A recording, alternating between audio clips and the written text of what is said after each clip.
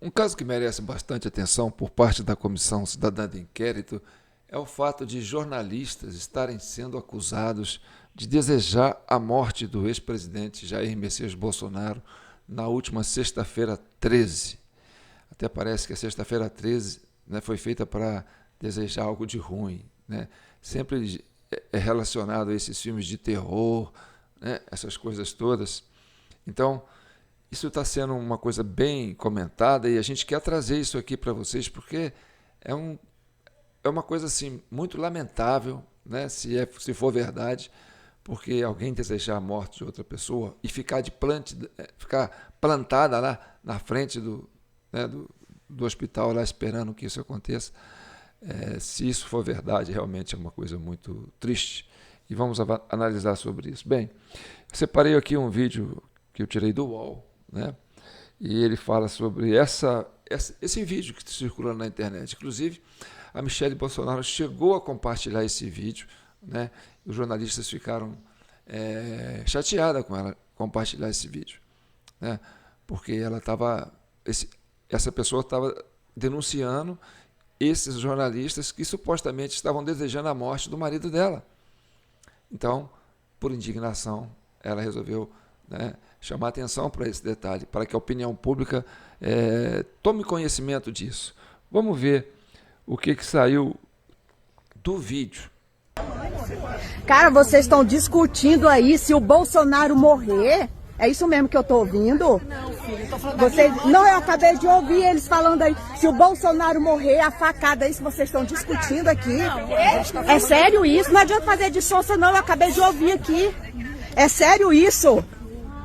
Vocês estão conversando isso aqui na frente do DF, está? É a saúde de um homem, independente de lado político, cara. Não adianta se fazer de vítima agora de sonso, não. Não adianta vir que eu sei quem é a senhora. Querer proteger o jornalista, não. E a senhora é da assessoria da imprensa, então, eu sei que a senhora vai proteger ele. Eu ouvi o que vocês falaram, não adianta. Vocês estão conversando aqui. Se o Bolsonaro morrer hoje, é isso mesmo que eu acabei de ouvir aqui, da imprensa. Nós estamos falando de ser humano, cara. O que acontece com ele pode acontecer com qualquer um que está aqui. A senhora dentro do hospital, representante da imprensa, participar de um circo desse, falar se o Bolsonaro morrer hoje. Eu ouvi, eu gravei aqui, eu ouvi vocês conversando. Inclusive, esse aqui falou a questão da facada, eu ouvi tudo, isso é uma falta de vergonha. Vocês são profissionais. Isso não é para estar sendo conversado, não é para fazer o trabalho, para passar para a população, gente. Parem com isso é muito feio. Sejam honestos com o trabalho com vocês e com o povo. Imagina se o Lula cair no avião e morrer. Me marca, por favor. Criem vergonha na cara de vocês. Façam o trabalho honesto de vocês. Ficar aí comemorando sexta-feira 13 se Bolsonaro morrer. Ele não vai morrer. Vocês podem ter certeza disso, porque Deus é maior que tudo. Vocês são tudo uns filhos... Hein? É um problemão ou não é?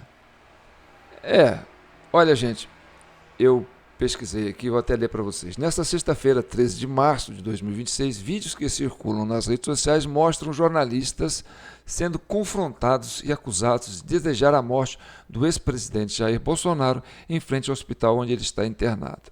A mulher gravou profissionais de imprensa na porta do hospital e os questionou diretamente. Vocês estão discutindo se o Bolsonaro vai morrer?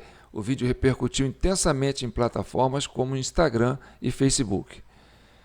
Uma das jornalistas presentes foi criticada após ser interpretada como tendo debochado da situação ao usar a expressão "ô felicidade", o que muitos internautas leram como um desejo negativo em relação à saúde de Bolsonaro. A Associação Brasileira de Emissoras de Rádio e Televisão, a ABERT, e outras organizações repudiaram as ameaças e ataques virtuais sofridos pelos jornalistas que faziam a cobertura da internação. Reportagens indicam que postagens de familiares de Bolsonaro, como a ex-primeira-dama Michelle Bolsonaro, contribuíram para a escalada de ataques e ameaças de morte contra os profissionais de imprensa nas redes sociais. Essa situação gerou um forte debate sobre a polarização política e os limites da conduta ética tanto de jornalistas quanto de manifestantes em momentos de crise de saúde de figuras públicas. Bem, aí os caras estão lá fazendo um trabalho. De repente começam a fazer piadas, né? Fazer discurso de ódio, porque na verdade é um discurso de ódio. Quando você deseja a morte de alguém, fica lá plantado, né? Fica parecendo abutre, né? É como se estivesse fazendo alguma coisa que transfere um sentimento de ódio. Agora, esse debate está sendo amplamente discutido. E isso, né, agrava muito mais porque o presidente está numa prisão em estado grave, né? E isso aconteceu. Olha só como é que o clima é explosivo. A piora no estado de saúde de Jair Bolsonaro ocorreu em um período de intensa movimentação jurídica e diplomática envolvendo o pedido de visita de Darry Beatty, assessor sênior do governo de Donald Trump. Bolsonaro foi transferido da prisão da Papudinha para a UTI do Hospital DF Star, em Brasília. Ele foi diagnosticado com broncopneumonia bacteriana bilateral e apresentou complicações como piora na função renal e aumento da inflamação. A defesa de Bolsonaro havia solicitado autorização ao STF para que Beatty o visitasse na prisão. O ministro Alexandre de Moraes chegou a autorizar o encontro em 10 de março, mas voltou atrás e proibiu a visita no dia 12 de março. A proibição de Moraes baseou-se em um alerta do Itamaraty que viu no encontro um risco de indevida ingerência nos assuntos internos do Brasil e de exploração política em ano eleitoral. Além de proibição judicial, o governo brasileiro revogou o visto de Darry Beatty em 13 de março, mesmo dia da internação de Bolsonaro. O motivo alegado foi que o assessor não mencionou o encontro com o ex-presidente como parte de sua agenda oficial ao ingressar no país. Agora vamos pensar numa situação dessa. Lá dos Estados Unidos, né, houve uma vontade de ver, né, como está a segurança e a saúde do ex-presidente que está aqui preso, né, por crime político. Né, ele é um prisioneiro político, é o que é entendido, inclusive pelos americanos. E aí, o que eu penso? Olha, estão negligenciando a saúde de Bolsonaro lá na penitenciária. Talvez nós aqui já estamos sabendo. Olha, eu tenho um relatório, estou supondo, hein, gente? Temos um relatório aqui, que Bolsonaro está com a sua saúde agravada e que merece uma atenção. Queremos visitá-lo. Não pode visitá-lo. Aí o Moraes fala, não vai visitar e você não pode entrar no Brasil. E a saúde do presidente realmente piora e ele estava próximo de sofrer um óbito, né? E aí, atualmente, Jair Bolsonaro não possui o benefício de prisão domiciliar humanitária, embora sua defesa e familiares tenham feito múltiplos pedidos ao Supremo Tribunal Federal devido ao seu estado de saúde. Pessoas que são muito mais perigosas, assim, que são perigosas mesmo, que estão aí envolvidas com crime ou com alguma coisa, né? Essa justiça do STF tem sido assim, gentil, cordial, deixando a pessoa com, por exemplo, os mandantes da morte de Marielle Franco estão com prisão domiciliar. Agora você vê, né? E aí com direito a sair 3 vezes por semana para fazer academia, né? Olha só. E o Jair Bolsonaro, um homem idoso, o estado de saúde dele é grave, entendeu? E a negligência está acontecendo. Então, o ministro Alexandre de Moraes negou reiteradamente pedidos de prisão domiciliar, argumentando que a estrutura prisional da Papudinha, unidade ligada ao complexo da Papuda, tem condições de oferecer o atendimento médico necessário. Em 5 de março de 2026, o plenário do STF manteve essa decisão por maioria de votos. Esse plenário do STF é Flávio Dino, Carmen Lúcia, Zanin e Alexandre de Moraes. Esses aí acham que, não, a Papudinha tem condição. E ele estava na Papudinha e quase morreu por falta de atendimento, por falta de estrutura da Papudinha para dar condições de tratamento para o estado grave de saúde do presidente Bolsonaro.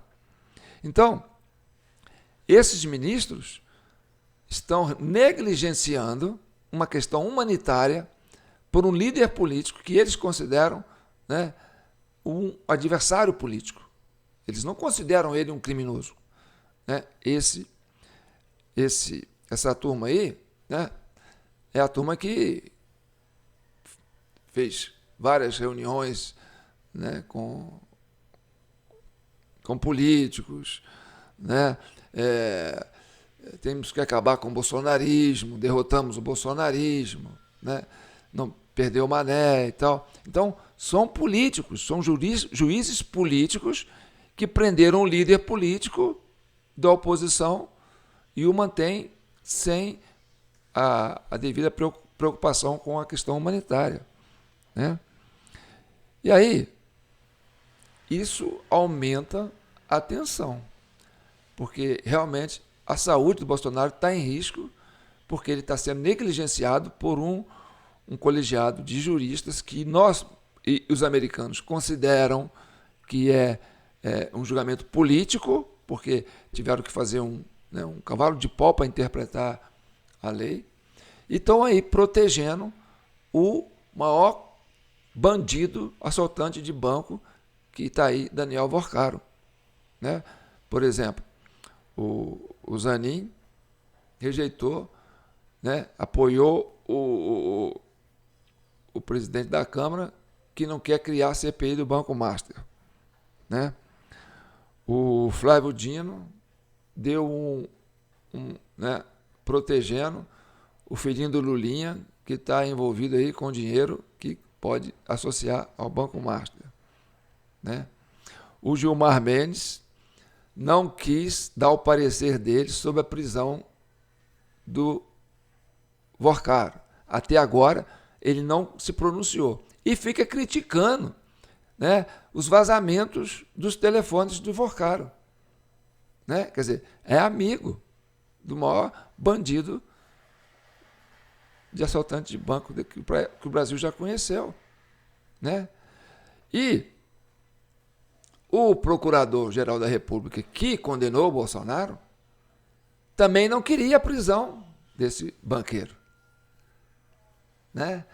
O André Mendonça pediu a prisão preventiva dele, deu encaminhamento para o Paulo Gonet, e o Paulo Gonet ficou 3 dias sem dar, depois disse que não precisa prender, né? Não precisa prender. E o homem estava aí ameaçando, né, quebrar dentes de jornalistas, né? E a imprensa não foi fazer nenhuma manifestação contra isso, né? Tem que ir para cima, né? Aí o Flávio Dino, foi para cima do jornalista lá, né, por expor que ele estava abusando das prerrogativas de autoridade para usufruir de um benefício da justiça eleitoral lá do estado dele, entendeu? Sendo que ele tem condições de comprar um carro blindado para colocar para sua família, porque ele teme que alguma coisa possa acontecer com a sua família, então ele fica usando, né, de estrutura do Estado para poder proteger a família dele, e ele podia fazer isso, né, dando um carro blindado para a família dele. Bem, eu gostaria muito de ouvir a sua opinião sobre isso, porque esse assunto aí dos jornalistas está dando o que falar. Eu sou João Paulo Guimarães, falando direto de São João do Rei, capital brasileira da liberdade. Aqui é Minas, e Minas é o estado de espírito. Esse é o vídeo 916 da CCI, Comissão Cidadã de Inquérito, criada para chegar à verdade e pacificar a nação brasileira. Está aí a nossa chave Pix, jpnoticias@gmail.com. Um abraço para vocês, fiquem com Deus e até a próxima. Comentem, gente, quero saber a opinião de vocês sobre isso, mas com moderação, porque aqui é a Comissão Cidadã de Inquérito, viu, gente? Nada de discurso de ódio aqui. Aqui a gente tem que pensar na harmonia, embora seja muito grave jornalistas desejar a morte de qualquer pessoa que seja, principalmente se é uma pessoa adversária política, né, que está em situação grave de saúde. Tá bom? Então tá bom. Um abraço.